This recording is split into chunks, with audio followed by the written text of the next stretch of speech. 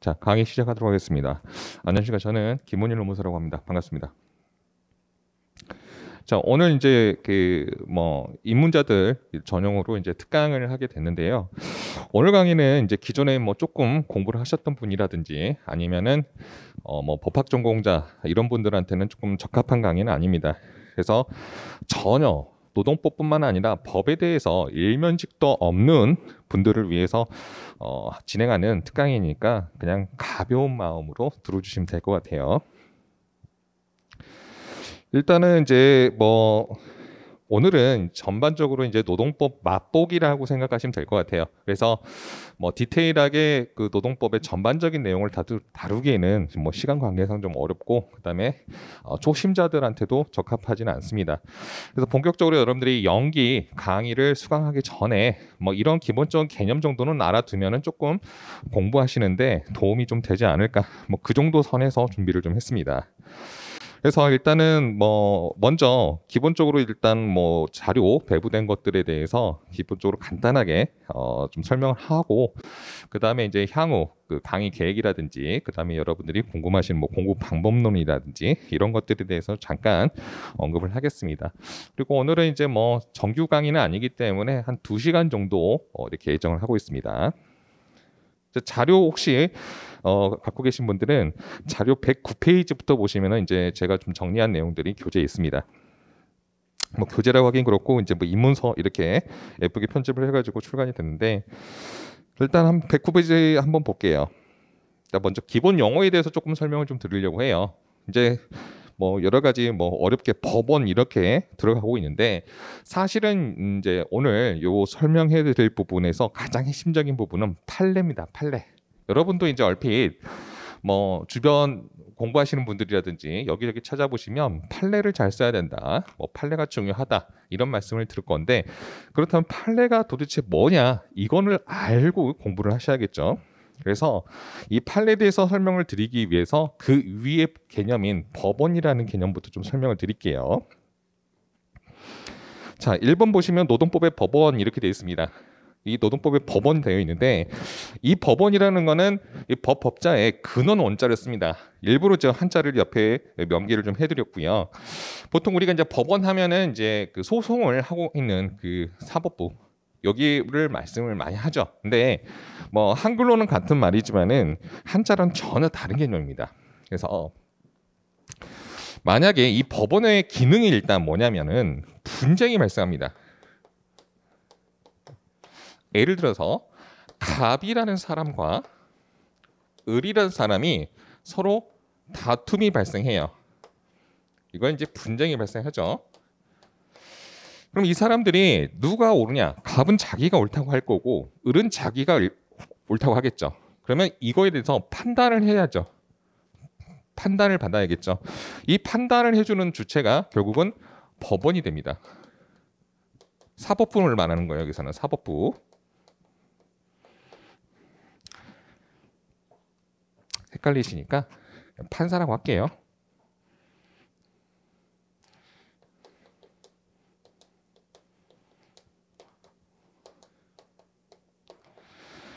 그래서 민사소송이나 행정소송이나 여러 가지 소송을 통해서 다투겠죠. 사법부에서. 혹은 우리 이제 노동법에서 특유한 제도, 행정적인 구제들이 있습니다.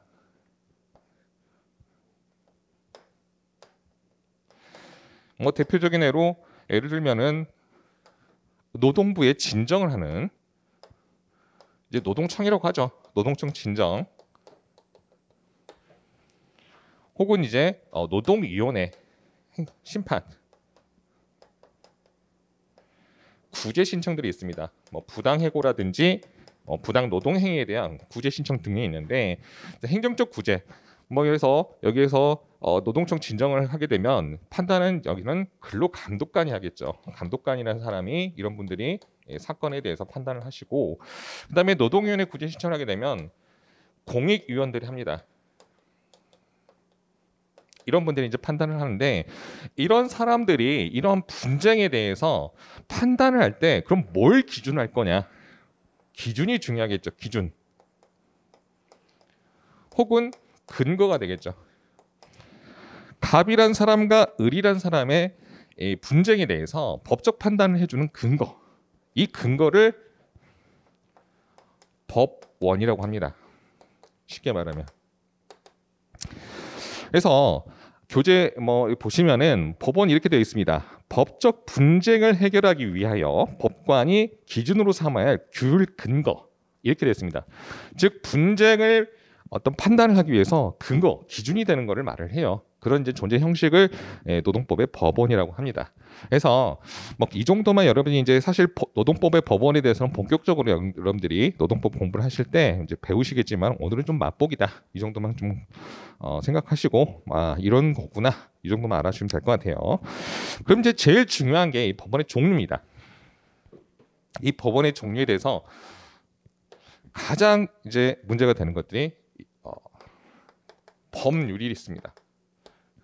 물론 이 법률에는 헌법도 포함합니다. 이 법률은 누가 제정하냐면 국회에서 제정을 해요. 국회의원들이 소관 소위원회 그다음에 본회의 통과 의결을 통해서 제정한 것들이 법률입니다. 그래서 법률 제정권 자체는 국회에 있어요. 물론 어떤 특정 법에 대해서 발의를 할 수 있는 거는 특정 인원수의 국회의원이라든지 행정부도 법을 발의를 할 수 있습니다. 다만 제정권 자체는 국회에 있다. 이렇게 알아주시면 되시고요. 그래서 이 법률 이거는 법원에 해당합니다.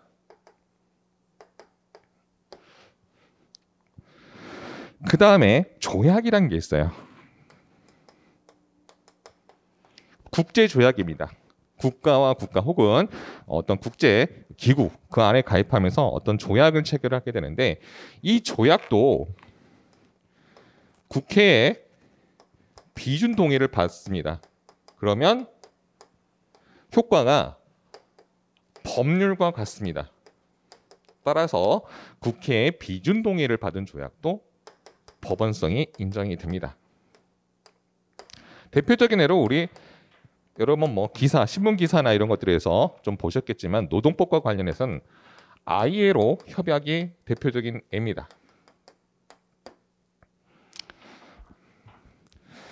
그 다음으로 문제가 되는 거는 이제 노사자치규범입니다.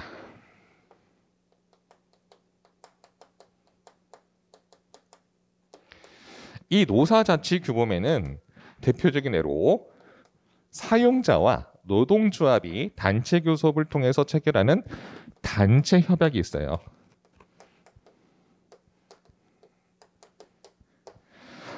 그 다음에 사용자가 근로자들한테 일괄적, 통일적으로 적용시키기 위해서 만든 규범이 있는데 그걸 취업규칙이라고 합니다. 소위 이게 우리가 말하는 사규라고 생각하시면 돼요. 회사 규정입니다. 규정. 근로조건이라든지 근로자들이 지켜야 할 복무규율 이런 것들에 대해서 규정하고 있는 것들이 취업규칙입니다. 이거는 누가 제정을 하냐? 사용자라는 쉽게 말하면 회사입니다. 사용자라는 쪽에서 일방적으로 결정을 해요.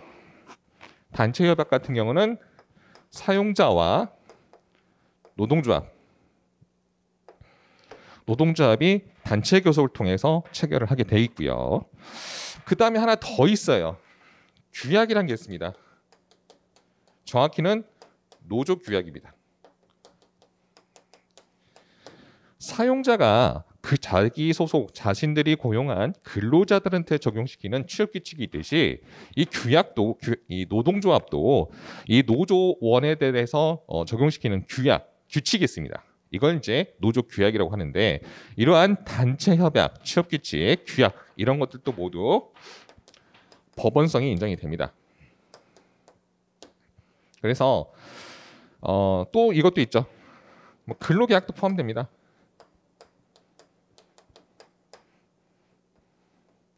근로계약은 사용자하고 근로자하고 체결하는 계약이죠. 개별적인 근로계약. 이것 또한 노사자치규범으로서 법원성이 인정이 된다. 이렇게 보시면 됩니다. 그 다음에 이제 인정이 안 되는 것들이 있어요. 이거 왜 문제가 되는 것들이 보시면은 노동 관행이라는 게 있어요. 노동 관행. 좀 자리가 없네요. 그죠? 여기다 할게요.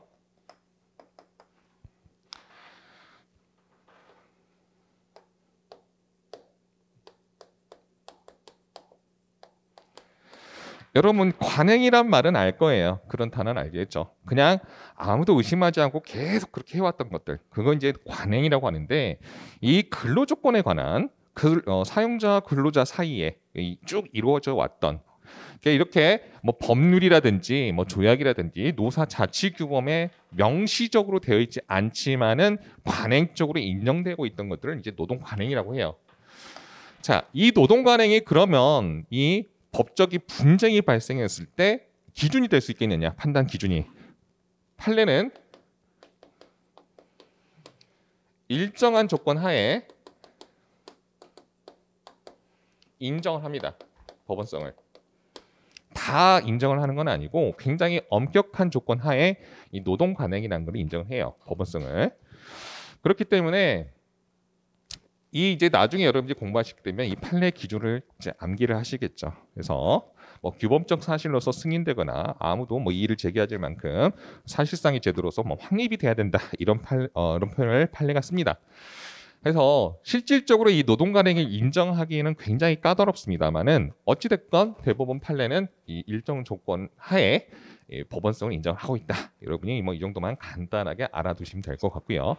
오늘 뭐 갑자기 이렇게 법 이야기를 막 한다고 해서 머리 아프시거나 뭐 그렇게 하실 필요 없으세요. 나중에 여러분이 본격적으로 공부하실 때 될 겁니다. 그 다음에 문제 되는 게 행정해석이라는 게 있어요. 이 행정해석이라는 건 뭐냐면 특정 법률에 대해서 그 이제 행정부 기관들이 있죠, 부서들, 그 부에서 이 유권 해석을 내릴 수 있습니다. 법에 대한 해석을 내릴 수가 있는데 그거를 행정해석이라고 합니다. 우리 이제 노무사잖아요. 그래서 이 노동법에 관련해서는 주무부처가 결국은 고용노동부겠죠. 그 다음에 모든 법에서 할 수 있는 게 이제 법제처가 있어요.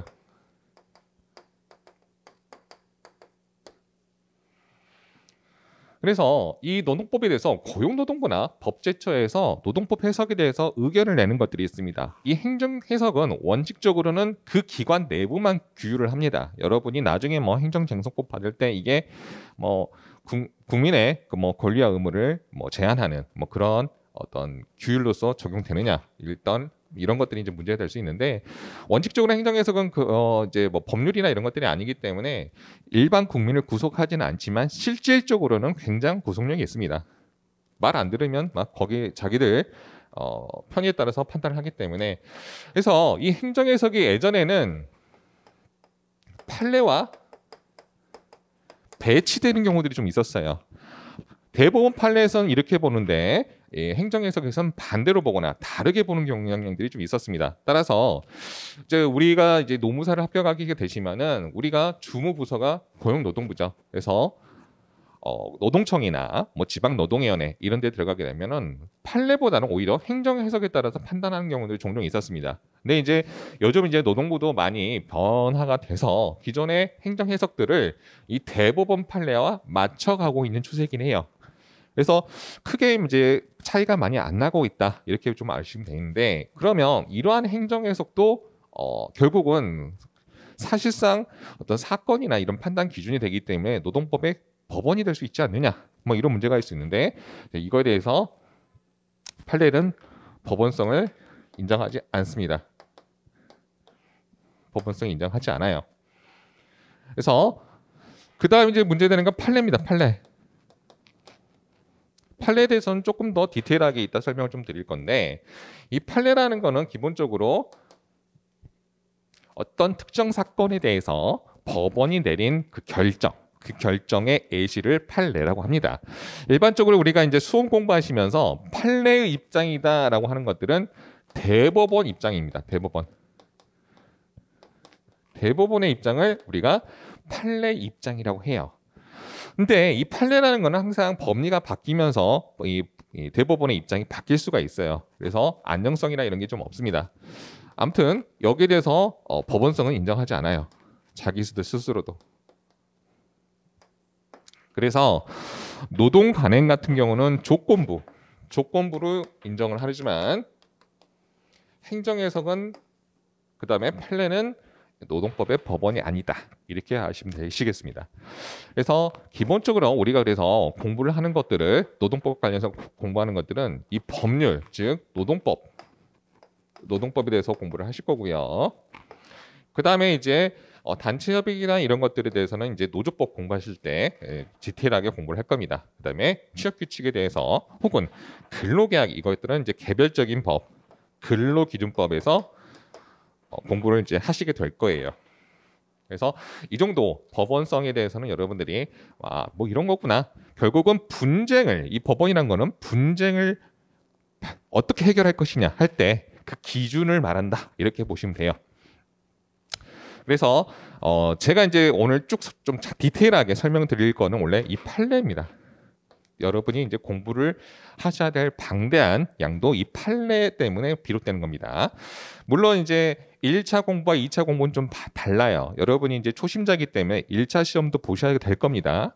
대부분 그러실 거고 1차 시험에선 판례 결론 정도만 아시면 돼요. 디테일하게 판례를 암기하시거나 그럴 필요까지는 없지만은 2차 시험에서는 쓰는 시험이죠. 서술형 시험이기 때문에 이 판례 법리를 정확히 답안지에 써 주셔야 됩니다. 그렇기 때문에 결국은 이 판례 공부가 가장 핵심입니다. 그래서 뭐 대충 이렇게 어떤 법원에 대해서 설명을 드렸고 다음으로 판례에 대해서 한번 더 디테일하게 한번 볼게요.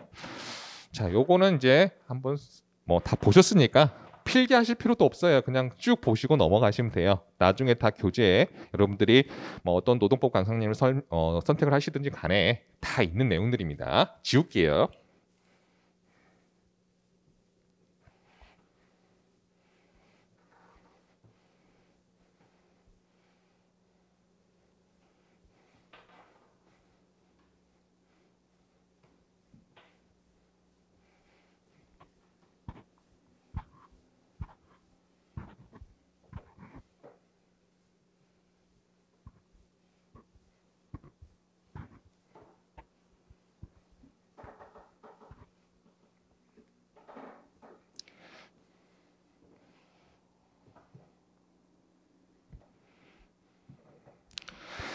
그래서 지금까지 제가 뭐 판서를 간단하게 하면서 이제 그 110페이지까지 어느 정도 설명을 좀 드렸습니다. 그래서 이제 제일 중요한 건 111페이지다. 판례는 도대체 뭐냐? 이거에 대해서 한번 설명을 좀 드리고 그다음에 이제 여러분들이 판례 번호를 보면서 이게 뭘 의미하는지 그런 것들을 좀 알아두시면은 공부에 좀 도움이 되실 겁니다.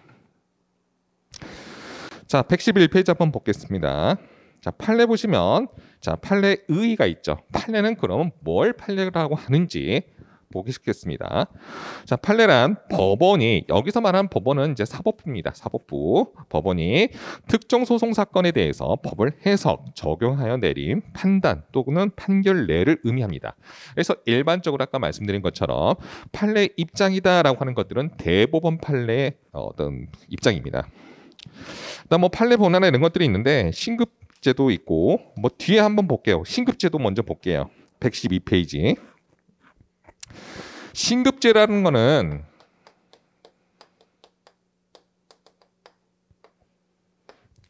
어떤 법적인 분쟁에 대해서 재판을 받을 수 있는 그 횟수 이렇게 생각하시면 돼요. 쉽게 말하면 자, 우리나라는 제일 큰 법원이 대법원입니다.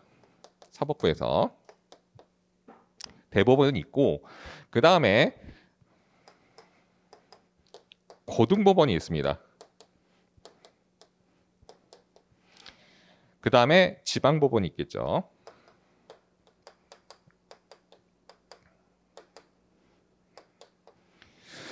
우리나라는 기본적으로 대부분 특정한 경우가 아니면 3심제를 선택하고 있습니다. 3심제. 3번 다툴 수가 있어요. 물론 단심 한 번만 다투는 경우도 있습니다. 예를 들어서 뭐 특정 선고 소송이라든지 뭐 전시하의 군사 재판이라든지 뭐 이런 것들은 뭐 단심으로 끝나기도 합니다. 한 번만 하고 끝나는 경우도 있어요. 하지만 원칙적으로는 3심제를 택하고 있다. 그래서 재판을 총 3번까지 할 수가 있습니다. 그래서 이거를 이제 1심이라고 하고요. 이걸 2심이라고 합니다. 이걸 3심이라고 하고요.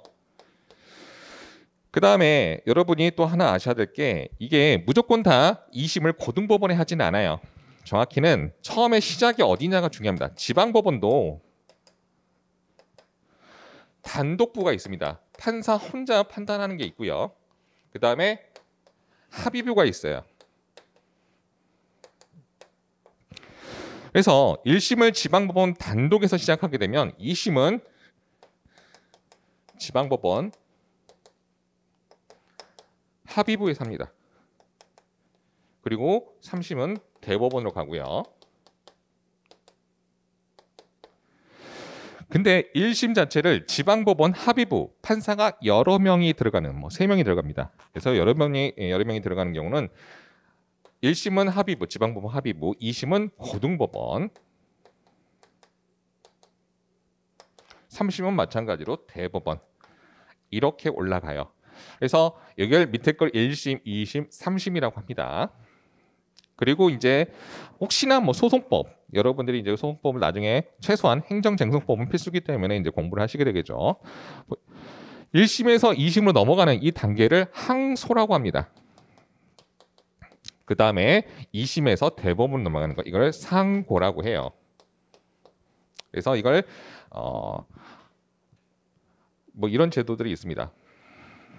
그래서 그 다음에 여러분들이 대법원 이제 우리가 판례 공부를 하시다가 판례 뭐 본문 보시다 보면은 원심이 이런 표현들이 나와요. 판례 본문 보시다 원심. 그래서 이 원심이란 거는 뭐냐면 1심을 말하는 게 아니고 대법원 판단 전에 있었던 이 2심을 말합니다. 이게 원심이에요. 이걸 원심이라고 합니다. 그러니까 대법원에서 대법원 판례를 보시면 원심 판단이 옳다, 원심 판단이 잘못됐다, 뭐 이런 이야기 하는데 거기서 말하는 원심은 그 직전에 있었던 2심에 대한 판단이다라고 여러분들이 이해를 좀 해주시면 되시고 그 다음에 이제 파기환송이라는 표현들이 가끔 나옵니다.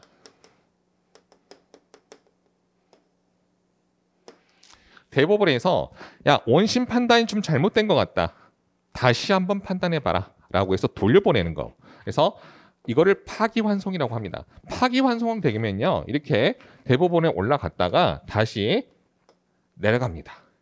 그리고 다시 여기서 2심에서 다시 판단을 하겠죠. 이런 겁니다. 그리고 이제 여러분들은 뭐 디테일하게 아실 필요는 없긴 하지만 자 1심하고 2심은 사실심이라는 표현을 씁니다. 쉽게 말하면 우리가 팩트라고 하잖아요. 요즘 팩트. 팩트 확정은 1심과 2심에서밖에 안 돼요.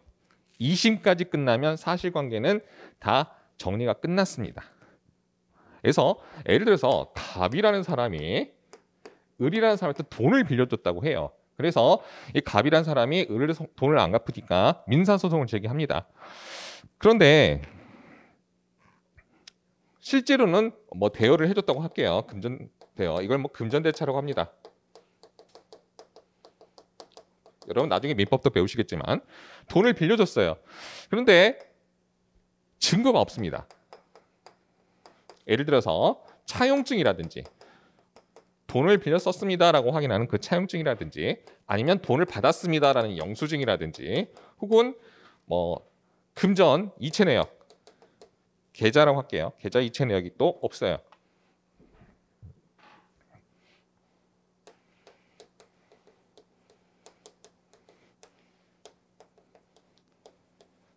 이런 것들이 전혀 없습니다.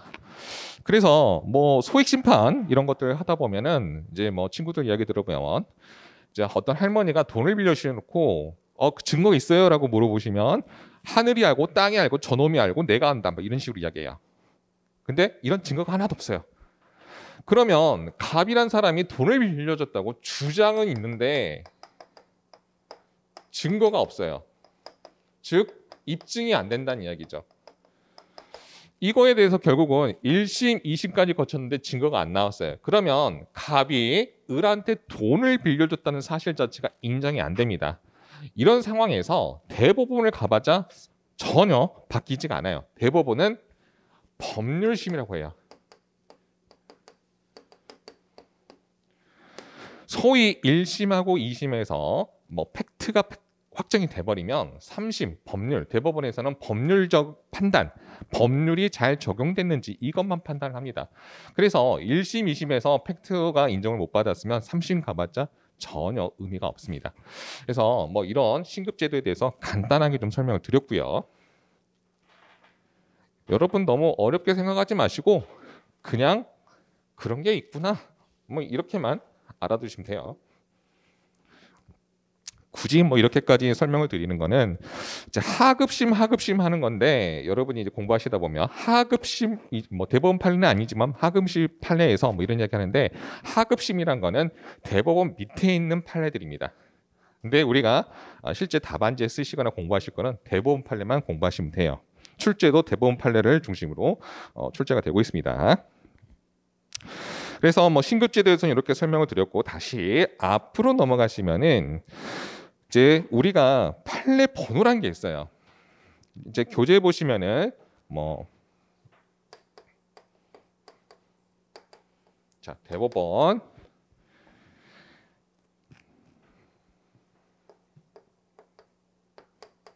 11월 14일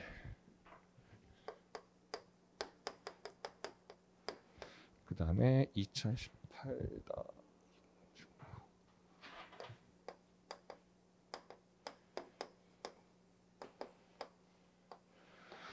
자, 이런 식으로 써져 있죠. 판례 번호 교재 보시면은 뭐 조금 다르더라도 상관없긴 한데, 그래서 이 판례 번호를 보면서 여러분들이 이게 어떤 판례구나 이제 성격을 좀 알아보는 뭐 그런 이제 시간을 좀 가질 겁니다. 먼저 제일 앞에 있는 거는 이 판결을 선고한 선고법원입니다. 그 다음에 여기는 그 판결을 선고한 날짜입니다. 선고일. 그 다음에 이거는 접수번호라고 생각하시면 돼요. 사건 접수번호. 끝에 빼먹었는데 판결 이렇게 보세요. 이게 판례 번호의 풀네임입니다. 근데 여러분이 이제 나중에 교재를 보시면 이걸 줄여서 교수님들이나 뭐 강사님들 대판 이렇게 쓰고 날짜 쓰고 판례 번호 쓰고 뭐 이렇게만 표기를 하는 겁니다. 이거는 쉽게 말하면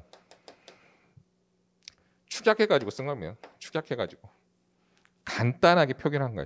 대법원 판례다 이런 겁니다. 대판 이런 거는. 근데 여러분들이 이제 이거에 익숙해지시고 나중에 시험 붙으셔가지고 뭐 노동위원회 서면을 쓰신다든지 아니면 뭐 노동청 가서 이제 뭐 의견서를 내시는데 판례 번호 인용할 때 이렇게 인용하시면 안 돼요. FM대로 풀네임으로 이렇게 인용하셔야 됩니다. 변호사들이 막 웃어요. 뭐 우리끼리는 상관없는데, 네. 그래도 원칙대로 써주시는 게 좋습니다. 그래서 보시면은 또 하나 중요한 거는 이제 요겁니다. 요거 다 이게 이제 중요해요. 뭐 이따가 이제 설명을 드리겠지만은 우리 이 노동법과 관련된 판례, 노동법 판례는 소송이 총 3가지가 엮여 있어요. 하나는 민사소송입니다. 또 하나는 행정소송이에요. 또 하나는 형사소송입니다. 노동법 판례는 이 3가지에서 나온다 보시면 돼요. 거의 다. 아닌 경우도 있죠. 뭐 가처분 사건이라는 것도 있긴 한데 대부분 다 이 3가지 소송에서 파생되는 것들을 우리가 이제 노동법 판례라고 합니다. 민사소송 같은 경우는 당사자끼리 민사로 다투니까 이해가 되실 겁니다. 그 다음에 형사소송 같은 경우는 자 노동법은 그 어떤 계약관계라든지 이런 것들을 규율을 하지만 사용자가 이걸 지키지 않으면 형사처벌이 돼요. 결국은 형사 사건이 됩니다. 그렇기 때문에 이 형사 소송에서도 많이 이 노동법 판례가 문제가 되는 거고요. 그 다음으로 이 행정소송. 행정소송은 좀 이해가 안 될 수도 있겠죠. 우리가 사용자와 근로자의 관계는 행정기관이 아니기 때문에 행정소송에 개입할 여지가 없지 않나 이런 생각이 좀 드실 수도 있는데 잠깐 이쪽으로 할게요. 우리가 아까 부당해고라든지 또는 부당 노동행위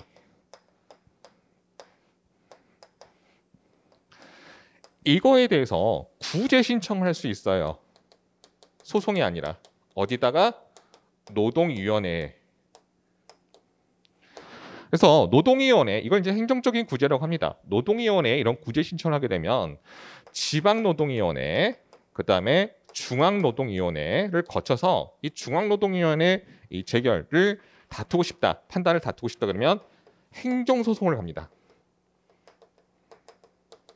쉽게 말하면 얘네들은 행정기관이에요. 행정기관의 결정을 취소해달라는 취소소송을 하게 되죠.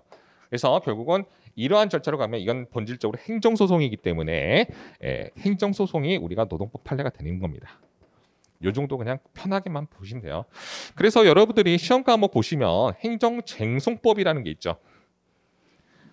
우리가 이제 사실 소송 대리권이나 이런 건 없기 때문에 뭐 실제 뭐 법원 갈 일은 없겠지만은 이 행정쟁송법을 배우는 이유는 방금 보셨던 노동위원회에 대해서 어떤 판단에 대해서 행정소송을 가기 때문에 필요한 부분이고요. 그 다음에 이 노동위원회의 어떤 그 절차 자체는 이제 행정심판으로 보시면 돼요. 행정심판으로 보시면 되는데 다만 이제 일반적인 우리가 배우는 그 행정심판법, 심판법을 이제 배우실 겁니다. 행정쟁송법 중에서. 근데 이제 행정심판법이 적용되지 않고 따로 노동위원회법이라고 따로 정해놓은 게 있어요. 그래서 거기에 따라 적용이 됩니다만은 이러한 구조들을 이해시키기 위해서 아마 행정쟁송법이 이제 필수 과목으로 되어 있습니다. 나중에 이제 여러분이 공부하시다 보시면 노동법이 그나마 제일 알아먹기 편하구나 뭐 이렇게 생각을 하실 거예요. 행정쟁송법이 들어가는 순간 분명히 한국말인데 외계어 같죠. 뭐 외국어도 아니고 외계어 같습니다. 그래서 멘붕을 몇 차례 겪으실 건데 아무튼 이 노동법 판례는 이 민사소송, 행정소송, 형사소송 이 세 가지에서 파생이 된다. 이렇게 좀 알아두시면 되시고 그러면 이러한 민사소송인지 형사소송 판례인지 뭐 행정소송 판례인지 어떻게 하느냐 보시면은 민사는 R을 붙입니다. 그 다음에 형사는 대법원에서입니다. 형사는 도를 붙여요. O를 붙이고요. 죄송합니다. 그 다음에 행정소송은 우를 붙입니다. 그래서 대법원 이제 1심 2심, 3심에서 표기를 1심은 기역을 붙이고요. 2심은 니은을 붙이고 3심은 디귿을 붙입니다. 그래서 대법 판례에 민사소송은 다가 들어가고요. 형사는 도로 표시가 되고 행정소송은 두로 표시가 됩니다. 그래서 여기 A시에 있는 다 이거는 민사 판례입니다. 모르셔도 돼요. 그냥 이런 것 때문에 판례 번호가 다도 있고 두도 있고 뭐 도도 있고 뭐 이렇구나 이렇게 좀 알아두시면 됩니다. 자 교재 한번 볼게요. 111페이지 방금 이제 설명했던 건데 자 판례 번호 보시면 2번 쌍거리 2번 판례 번호는 선고 법원가 선고 일자 그 다음에 이제 사건 번호로 구성이 되고 사건 번호는 어떻게 구성되느냐? 자, 앞에 2018년 있는 거는 이제 사건 접수 연도입니다. 그 다음에 다는 1심이냐, 2심이냐, 3심이냐, 그리고 소송의 종류는 무엇이냐, 이거를 판단하는 거고요. 뒤에는 접수 번호입니다. 그래서 4번 보시면은 구분해 놨죠. 1심은 기역으로 표시하고, 2심은 니은, 3심은 디귿, 그 다음 민사소송은 형사소송은 O, 행정소송 U, 이렇습니다. 그래서 30만 보시면은 사실 이제 밑에 1심, 2심 이런 것들인데 여러분이 이것까지 볼 필요는 없고 3심을 보시면은 민사소송은 다가 되고요. 형사소송은 도. 그래서 행정소송은 두 이렇게 되어 있습니다. 그래서 여러분이 나중에 판례본을 보시면서 이게 행정소송 판례구나 아니면 뭐 형사소송 판례구나 민사소송 판례구나 여러분들이 알 수 있는 건 여기에 정보가 있는 겁니다. 그래서 뭐 이 정도로 그냥 편하게 알아두시면 돼요. 이제 우리가 이게 답안 쓰거나 이런 것들은 아니에요. 다만 이제 판례에 대해서 우리가 정확히 알기 위해서 좀 상식선에서 한번 설명을 좀 드리는 겁니다. 그다음에 이제 여러분들이 이제 공부를 하시게 되면은 교재 판례가 다 있기 때문에 사실 여러분이 직접 검색해보거나 그럴 일은 별로 없으실 건데 가끔 그 판례의 사실관계가 궁금해질 때가 있어요. 특히 공부가 좀 많이 되신 분들은 이제 사실관계 아니면 판례 원문을 좀 찾아보고 싶거나 이런 욕구들이 생길 수가 있습니다. 그래서 판례를 검색하는 방법을 먼저 간단히 설명 좀 드리면은 이 대법원 종합법률정보 사이트라는 데 있어요. 그래서 거기에 판례 번호를 입력하시면 검색이 되는데 이게 비공개 판례들도 꽤 있습니다. 그래서 검색이 안 되는 경우도 있어요. 이 외에 뭐 이레이버라든지 로엔비라든지 이런 유료 사이트도 있긴 합니다만은 그냥 여러분들은 그냥 대법원 종합법률정보 사이트에서 검색하는 정도로 거기서 검색 안 되시면 그냥 마셔야죠. 안 그러면 유료로 결제를 하셔야 되는 부분이 좀 있어요. 물론 유료 사이트에서도 공개가 안 되는 것들이 있습니다. 근데 정 궁금하시다 그러면 판례 번호만 아시면은 등사 신청하시면 돼요. 법원 가셔가지고. 그러면은 며칠 뒤에 그 개인 정보를 다 지우고 나서 이메일로나 혹은 이런 걸로 다 보내두십니다. 하지만 굳이 수험생 입장에서 그렇게까지 하실 필요는 없으시고요. 그래서 그냥 교재에 있는 것 정도 가끔 그다음에 뭐 정 궁금하시면 대법원 판례 사이트 여기 들어가셔서 그냥 검색 정도 해보시는 정도로 만족하시기 바랍니다. 나중에 여러분들이 이제 노무사 합격하시고 이제 어떤 사건 서면을 쓰는데 사실관계 파악이 좀 필요하다. 디테일하게 필요하다 이런 경우 그럴 때나 좀 파고 들어가는 거지 수험생 입장에서는 그렇게까지 할 필요는 없다라고 말씀을 좀 드리고 싶습니다. 그 다음에 이제 113페이지 한번 볼게요. 우리가 이제 노동법을 공부하잖아요. 근데 이 노동법이 뭔지 조금 성격을 조금 파악해 주시는 게 좀 좋을 것 같아요. 일단 이 노동법이라는 거는 뭐냐면 자 사용자의 지휘 명령 하에 노무를 제공하고 그 대가로서 보수를 받는 사람을 이게 이제 근로자예요. 그래서 이 노동법이란 거는 근로자를 보호하긴 법이다라고 하시면 돼요. 근데 우리가 법 이름을 찾아봐도 노동법이라고 되어 있는 건 없습니다.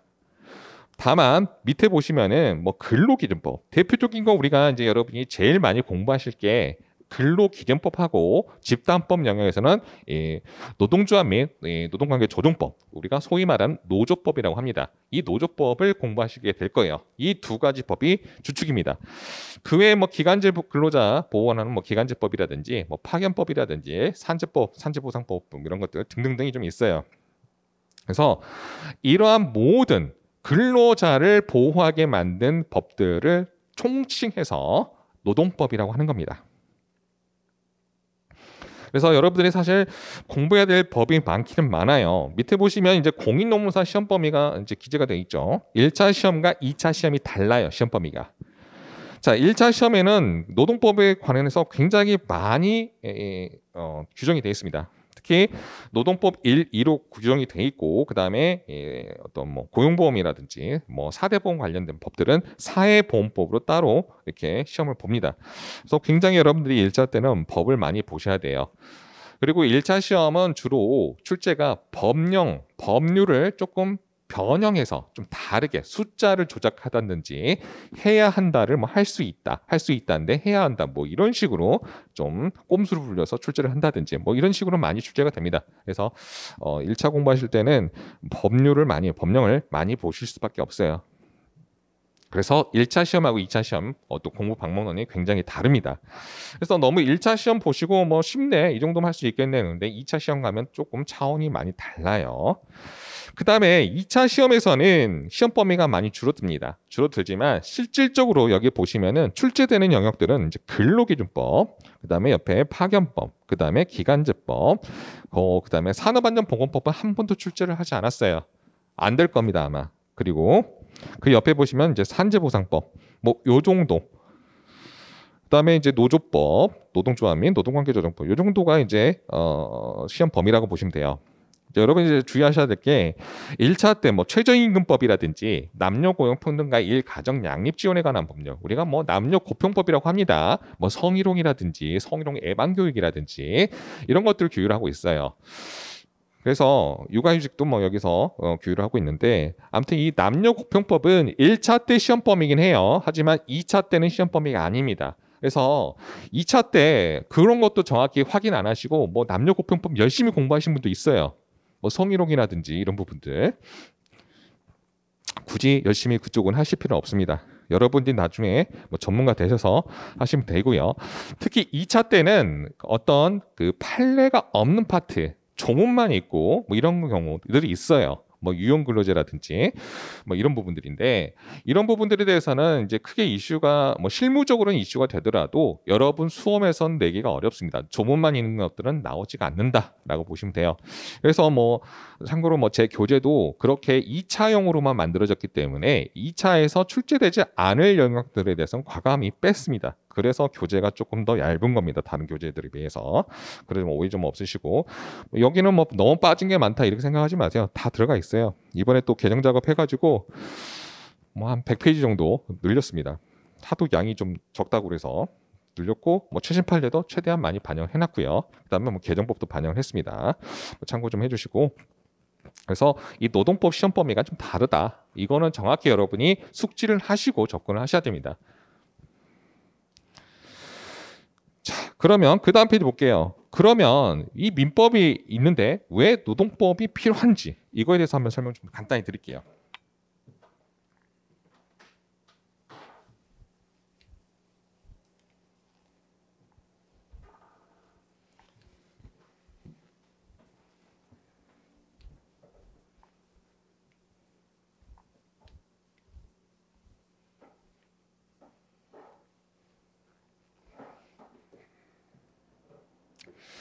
여러분 이제 지금까지 보셔서 아시겠지만 제 강의 스타일은 일단 기본적으로 어떤 설명을 판서를 중심으로 한 다음에 그 다음에 교재를 보면서 정리하는 스타일로 강의가 진행이 될 겁니다.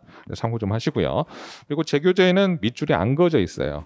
밑줄 긋는 것도 여러분들이 하셔야 됩니다. 직접. 물론 강의를 들으시면서 제가 체크를 해드리긴 해요. 근데 밑줄 작업을 굳이 안 해드린 이야기는 공부하시다 보면 그어져 있는 밑줄이 짜증날 수 있어요. 그래서 공부를 하시면서 여러분들이 중요한 것들을 이제 추려내는 작업들을 직접 하시면서 그게 공부가 되는 겁니다. 그래서 그거를 의도를 했기 때문에 밑줄을 그어지지 않은 거예요. 이 책은 너무 불친절해 이렇게 생각하실 수도 있는데 제 의도는 그렇습니다.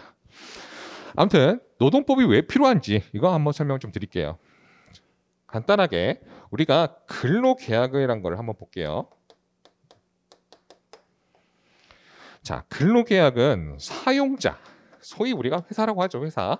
사용자와 근로자가 근로계약을 체결합니다.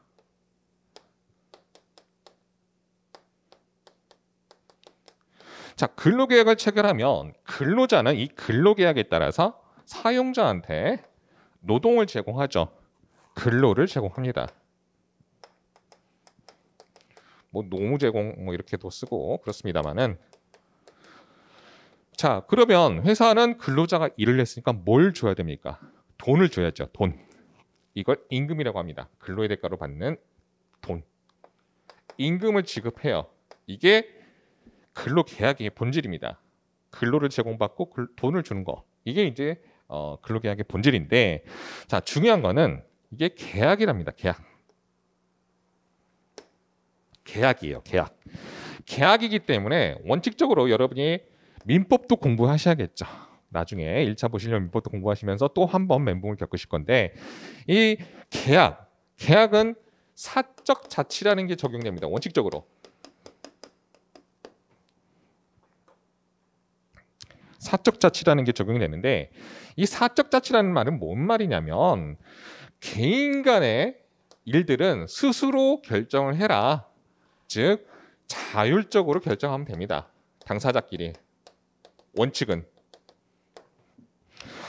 그런데 갑자기 이제 뭐 세계사 비슷하지만 이제 중세 봉건 사회에서 이제 뭐 시민혁명이 일어나고 자유민주주의가 일어났죠. 그 과정에서 이제 어떤 뭐 산업혁명도 생기고 이러면서 결국은 기존의 중세 봉건 사회에서는 누가 갑이었죠? 영주죠. 내지 지주. 땅 가진 놈이 왕이었단 말이에요. 물론 지금도 부동산이 엄청나죠. 예, 택도 없는데 지금 너무 많이 올라서 아무튼 이 중세봉건사에선 그 농경사였기 때문에 땅이 제일 핵심적인 경제 가치의 기본 베이스였단 말이에요. 근데 이게 산업혁명 이후에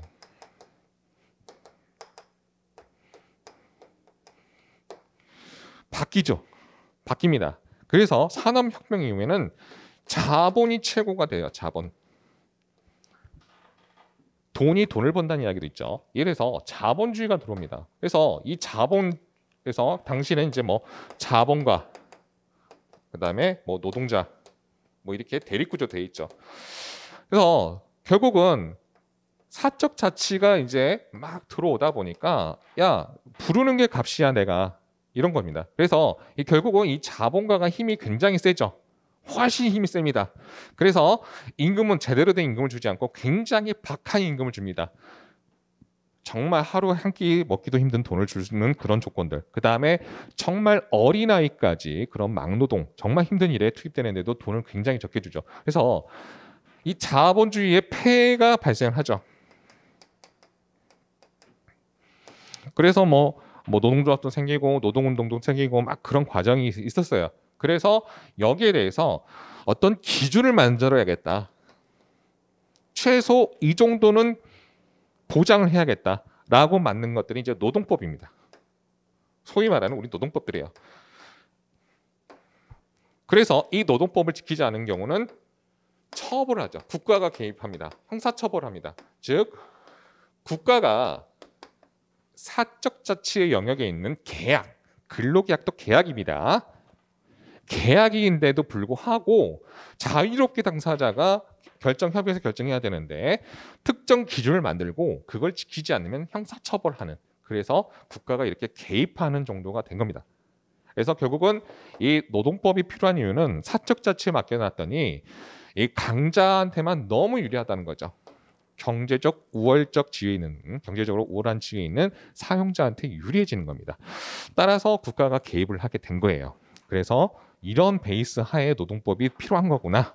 가끔 이런 질문을 해요. 제가 자문을 이제 하다 보면 담당자분께서 노무사님 근데 노동법은 왜 이렇게 이거 해라 저거 해라 이렇게 하느냐, 그리고 안 지키면 왜 형사처벌하느냐, 이거는 뭐 개인의 어떤 자유를 침해하는 거 아니냐, 뭐 이런 식으로 물어보세요. 맞습니다. 침해하는 건 맞는데 왜 침해하느냐, 어떤 동등성, 경제적인 동등성을 좀 구축해가지고 불합리한 일방한테 너무 유리한 불합리한 계약을 하지 않도록 그렇게 하기 위해서 노동법이 이렇게 제정이 된 겁니다. 그래서 옆에 보시면은 이제 114페이지 보시면 그런 내용입니다. 방금 설명드렸던 그런 내용인데 원칙적으로 이제 사인 간, 각 개인 간의 법률 관계이기 때문에 민법이 적용돼야 돼요. 그래서 그 계약에 대해서는 사적 자치 원칙이 적용되는 게 원칙입니다. 하지만 이렇게 사적 자치로만 이제 방치하게 될 경우에는 실질적으로 평등 관계가 깨집니다. 그럼으로써 결국은 자본가한테, 사용자한테만 너무 유리해지기 때문에 특별법으로서 국가가 개입을 하는 거예요. 그래서 법적인 영역을 보면 크게 공법이라는 영역이 있고요. 사법이라는 영역이 있습니다. 공법은 국가와 국민 간에 적용되는 그런 게 공법입니다. 사법은 개인과 개인 사이에 적용되는 게 사법이에요.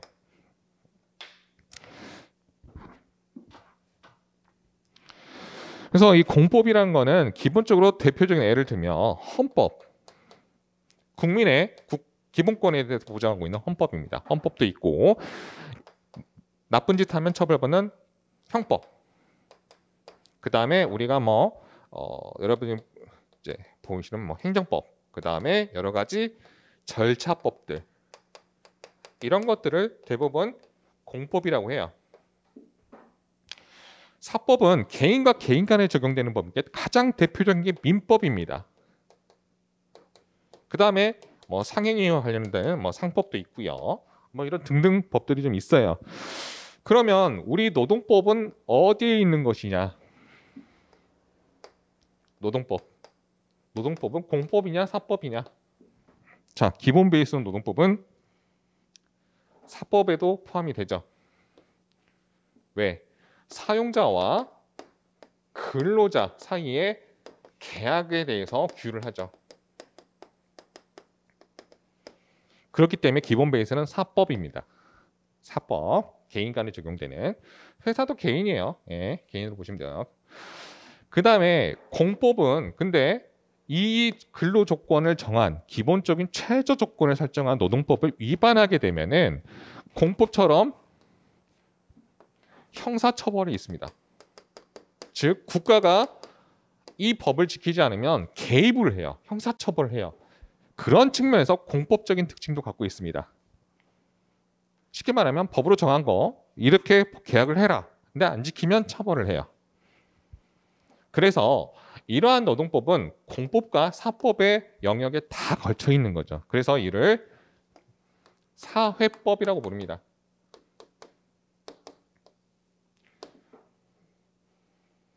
사회법이라고 불러요.